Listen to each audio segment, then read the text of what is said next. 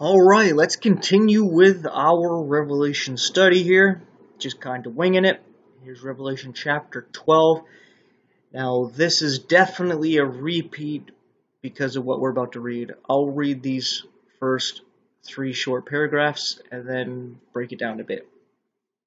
It says here, "And there appeared a great wonder in heaven, a woman clothed with the sun and the moon under her feet.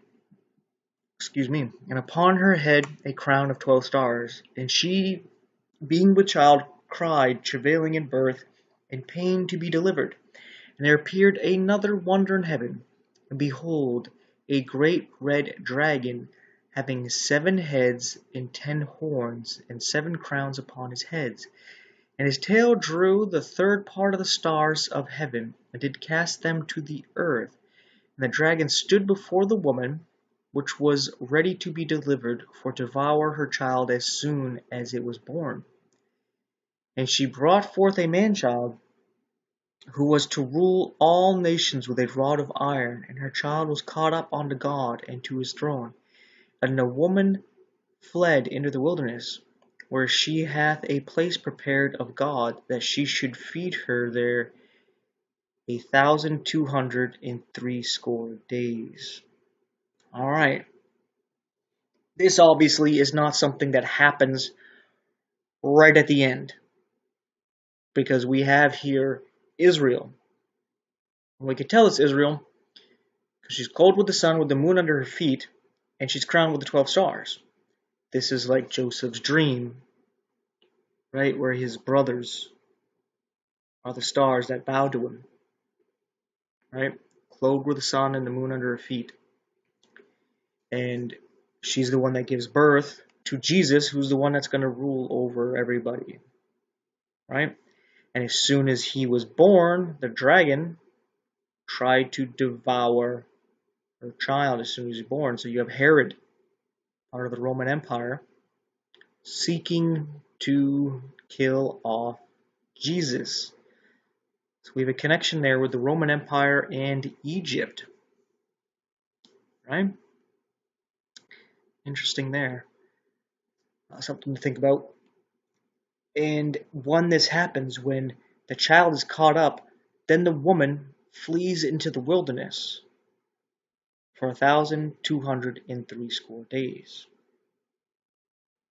Okay, this right here, this little section right here, this is 2 sentences that are taking place thousands of years apart. Well, I'm kind of mixing it up with the child being born, but we can tell the child being born is 2,000 years ago, but the woman fleeing into the wilderness, Israel did not do that, right? This is not something we can look into history and take a look at. But in the future, Israel is going to have to do that. And their sign, like Jesus tells them in Matthew 24, he says, "As the lightning shineth from the east to the west, as it is in the days of Noah and Lot," where it's relatively peaceful, but then there's one taken and there's one left.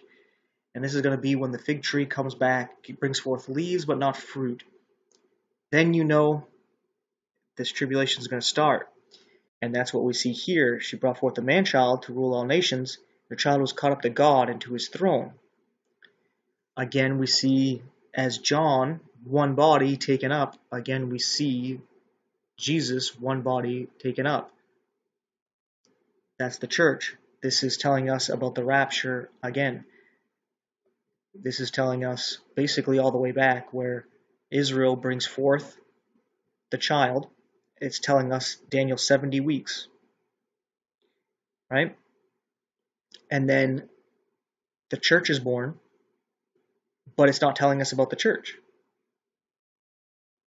And this is telling us about that last week and that last section, like we read in Daniel chapter 12. And we have Michael standing up, just like we do in Daniel chapter 12. It's talking about the same thing. And in Daniel, there's no church mentioned, because it all has to deal with Daniel's people, Israel, the Jews. The church is gone, and we see that they're gone right here as it talks about the man-child being brought up. That's why it's talking about the woman, which is Israel, not the church. Israel gives birth to Jesus. The church doesn't give birth to Jesus. Okay? You need to get that clear. So, we get that out of the way. Break that down. We see that this is being a repeat of what he was already saying in Revelation, and it's a repeat, basically, like I said, of Daniel's 70 weeks. And I don't think there's anything else to say about this, other than the dragon was able to apparently deceive a third of the angels in heaven, which are referred to as stars, right, and cast them to the earth. As we read earlier about in the beginning of Revelation, the stars being the angels, and then we have stars falling, and these stars are a he that have a key. So you're able to see that reference there, right? So we go over here and continue at verse 7. It says, "And there was war in heaven. Michael and his angels fought against the dragon, and the dragon fought and his angels, and prevailed not. Neither was their place found any more in heaven. And the great dragon was cast out, that old serpent called the devil and Satan, which deceiveth the whole world. He was cast out into the earth, and his angels were cast out with him." So I'm just going to pause right there to see that you see how we're telling this story again. We were already told about the dragon coming down, and he drew a third part of the stars with him, right? And he comes down here, and he's pissed off, as we're going to read over here. And this is where we see this being told to us again. What was just told to us, verses 1 through 6, is explaining again. Verse 10, it says, "And I heard a loud voice saying in heaven, Now is come salvation and strength and the kingdom of our God, and the power of his Christ. For the accuser of our brethren is cast down, which accuseth them both before our God day and night. And they overcame him by the blood of the Lamb and by the word of the testimony, and they loved not their lives unto the death. Therefore rejoice, ye heavens, and ye that dwell in them. Woe to the inhabitants of the earth and the sea, for the devil is come down unto you, having great wrath, because he knoweth that he hath but a short time." So we see here, this is when Satan's cast down. He is actually cast down when we are brought up. Right here, this little rapture verse. We're brought up, he's sent down. That's when the remnant of the woman's seed goes into the wilderness for 3.5 years, as we see 1,260 days. 1,260 days if you have 30-day months, and 360-day years. There you go, 3.5 years. And that's why he knows he has but a short time. And that's when he's actually going to enter into the Antichrist. Because this time he's up in the heavens right above us. The prince and power of the air. Right? But it's not until he's cast down. See, we're brought up. And there's some time after we're brought up, there's a war. Maybe the war's for the first 3.5 years of the tribulation. And then he's cast down. And he knows he gets a short time. He just got 3.5 years left, and he enters into the Antichrist to raise him back from the dead. Because you can see part of that war could end up physically manifesting into the Antichrist getting assassinated. Alright? He is cast down. Could be something to that. Another thing to look at is what it says here about him being cast down, that the voices in heaven were saying, "Now is salvation come and strength in the kingdom of our God." And the kingdom of God is not the kingdom of heaven. It's the spiritual kingdom that goes by faith, that doesn't come by sight. And that's the end of salvation right there, being brought up, right? The accuser of our brethren is cast down. And he accuses us day and night because we are imperfect sinners, no doubt. And it says they overcame him by the blood of the Lamb and by the word of their testimony, and they loved not their lives unto the death. This is speaking about the church throughout time. That's what it seems to be talking about here. Because they overcame by the blood of the Lamb. That's how we all have. Remember I was going through the 7 churches and talking about each one being told, hey, whoever overcomes, whoever overcomes, whoever overcomes. Well, he even tells us how to overcome. It's by the blood of the Lamb and by the word of their testimony. So it's you believe and you confess. Like Romans 10, I believe it is. And they loved not their lives unto the death. I know I'm not a big fan of this world in my life. I may still be alive here to be raptured, but I'm not a big fan of this place in my life. And I imagine that's a testimony to a lot of the Christians who have been martyred and gave up their lives for Jesus. And over here at verse 12, talking about woe. We rejoice in the heavens, but woe to those on the earth, right? And of the sea, for the devil has come down to you. And this is why we might have a connection with the UFO thing going on.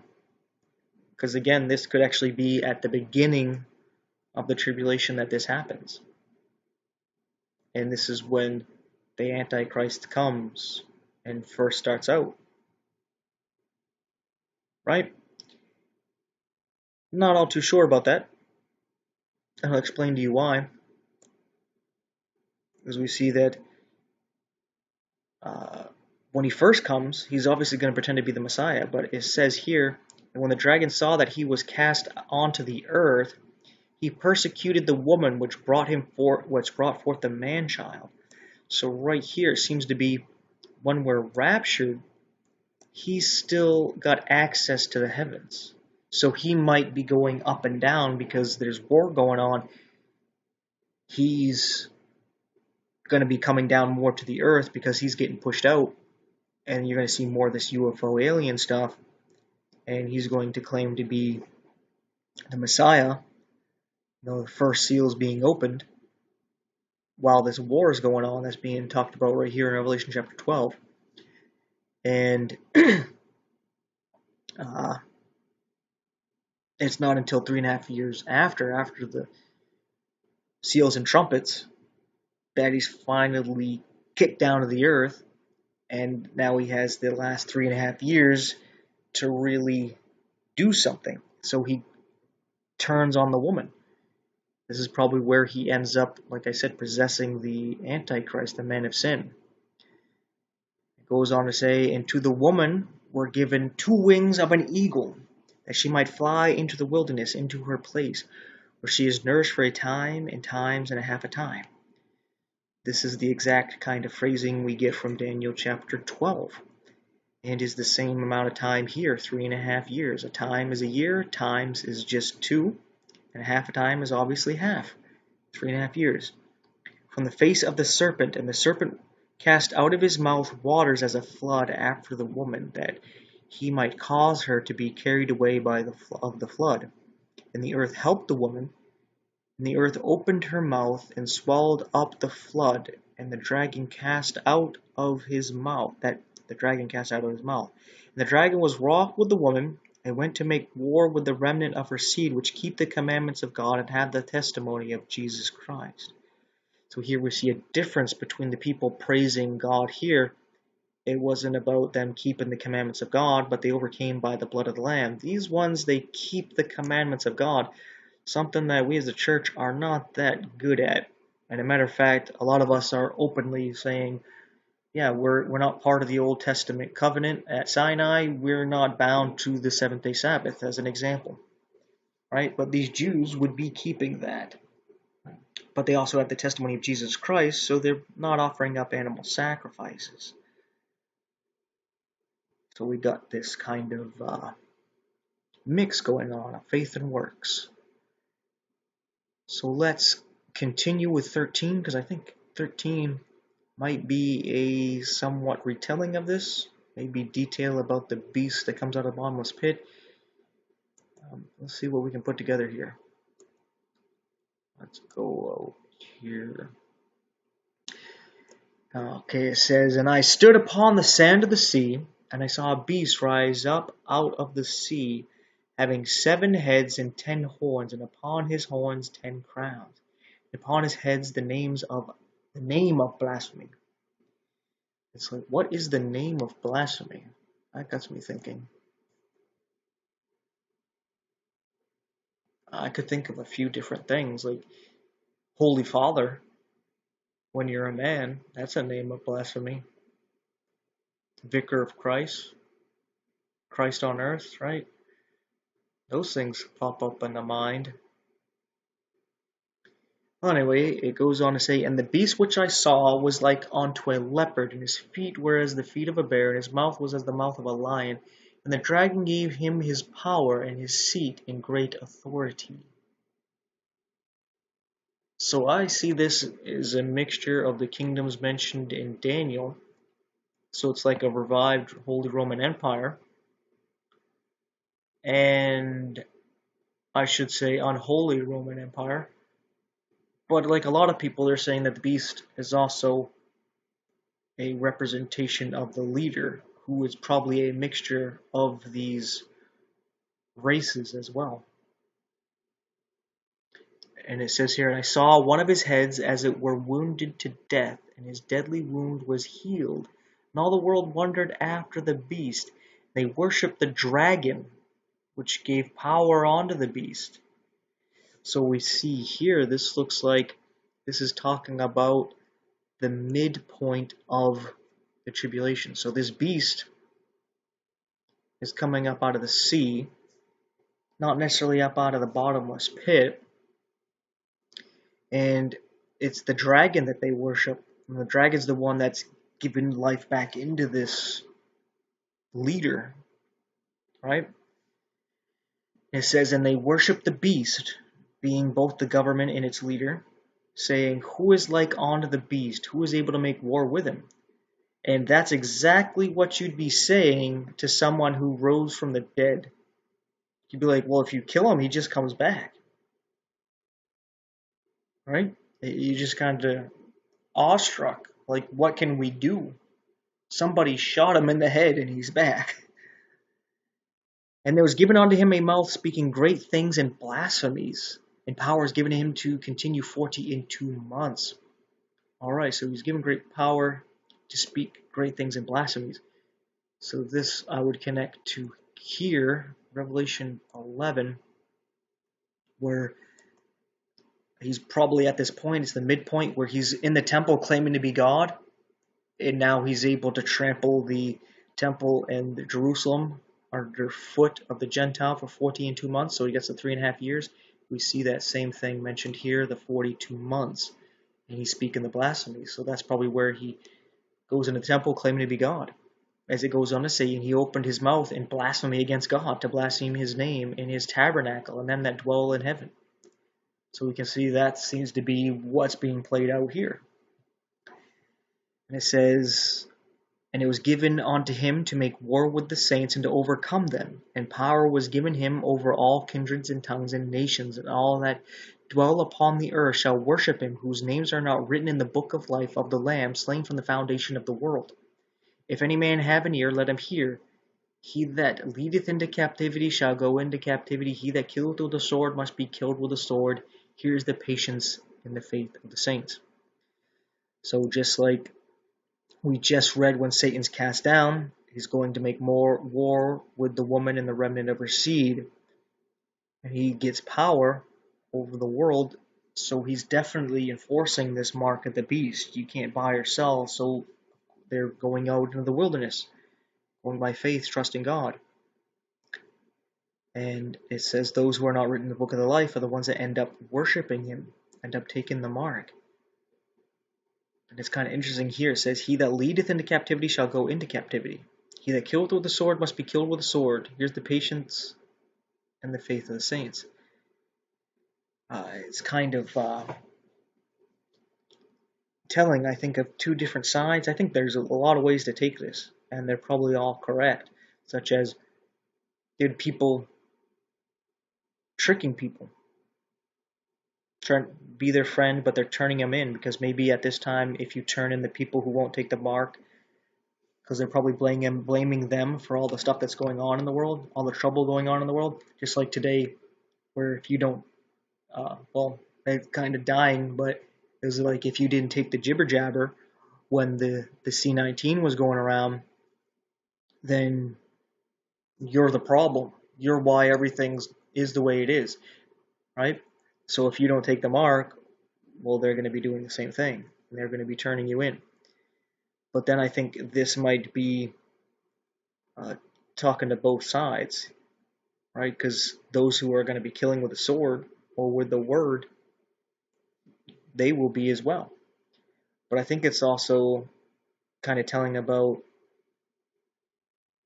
wanting to rise up and fight, because the man who ends up killing the Antichrist by assassinating him, I'm pretty sure he's put to death. And what he didn't do anything. Right? Matter of fact, it probably made things worse. So that's something to think about here. That's why he's saying, here's the patience and faith of the saints. Like, hey, you're going to try to take them out, you're going to be taken out. This is prophecy. You don't think you can stop God's word here. For your sake, just leave society. Right? So let's go on to the second beast. And I beheld another beast coming up out of the earth, and he had two horns like a lamb, and he spake as a dragon, and he exerciseth all the power of the first beast before him, and causes the earth and them which dwell therein to worship the first beast, whose deadly wound was healed. And he doeth great wonders, so that he maketh fires come down from heaven on the earth in the sight of men, and deceiveth them that dwell on the earth by the means of those miracles which he had power to do in the sight of the beast, saying to them that dwell on the earth that they should make an image to the beast, which had the wound by a sword and did live. And he had power to give life unto the image of the beast, and the image of the beast should both speak and cause that as many as would not worship the image of the beast should be killed. Okay, a few things to take from this.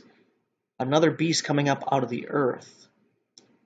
Now, to take this from the point of John being an Israelite, when he's looking out in the sea, he would see the Mediterranean, which would be the Roman Empire, and where this first beast mentioned, made up of Greece and Rome and what have you, comes up. But then we have out of the earth. This seems like it would be actually Israel, because it comes up like a lamb, and it actually has power to rain fire down from heaven. So it seems like a false prophet from Israel. Of course, the main people to be deceived or tempted to be deceived would be Israel, the Jews, at this time.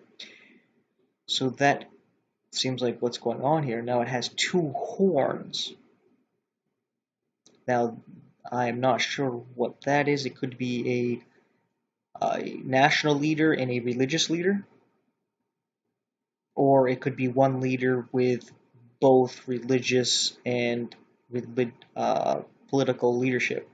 So like a high priest and a king, all are rolled up in one to be like Jesus. And this prophet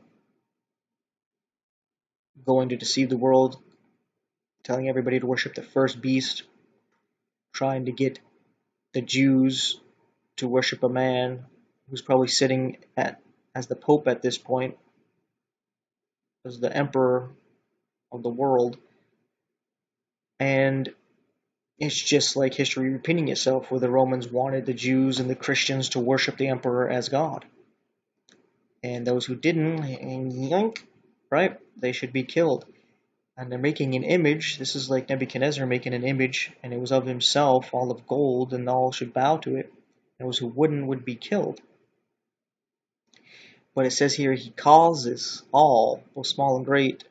So he's causing, and this is not forcing this mark. Because then why are they killing him? They can just force the mark on him and be like, boom, you're one of us now. It can't be forced. They have to choose to do it. So that should wake people up. Like when they're getting grabbed and they're saying, you want the mark, and you say no and they're not giving it to you. But they beat you and humiliate you and you're doing these things. They're trying to get you to willingly take it. Right? And that should let you know that there's something spiritual going on, because why don't they just force it on you? Because they can't. They have to entice you into it. And as it says here, verse 16, and he causeth all, both small and great, rich and poor, free and bond, to receive a mark in their right hand or in their foreheads, and that no man might buy or sell save he that had the mark, or the name of the beast, or the number of his name. Here's wisdom. Let him that hath understanding count the number of the beast, for it is the number of a man, and his number is 666. Now, this is it's kind of interesting here, because people are being martyred for not worshiping the beast, and there's a mark going out trying to entice you to take it, because how else are you going to live without it, right? So is this all happening after the seals and the trumpets, or is this something going on at the same time? Because we have martyrs being martyred at the fifth seal. So what are they being martyred for? Like, if there's no mark of the beast at that time, what is causing them to get martyred? Is it because they're preaching that the people who got raptured were right, and that we need to repent? What's going on? Let's see if we get a hint from it. Let's go back here. Open the fifth seal. I saw under the altar the souls of them that were slain for the word of God and the testimony which they held. So they were holding to the Bible, and they were preaching. And they should wait for the rest of them that should be killed to be killed. So that's It doesn't say anything about the mark at this point, but again, how the Jews do things is they tell you something and then they repeat it. So when we come over here to 13, this might be why they're getting caused to death. This might be the detail missing from that to let you know what's going on. Right? I think it's going to be interesting trying to map all of it out and see if there's any kind of connection to all this. But give me a second here. I need some water here.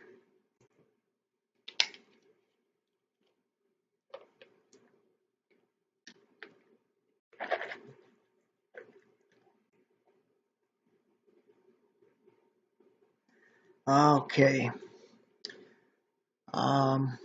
I think 14 might be changing things up a little bit, so I will stop here, and I'll catch it up in the next episode. So thanks for watching.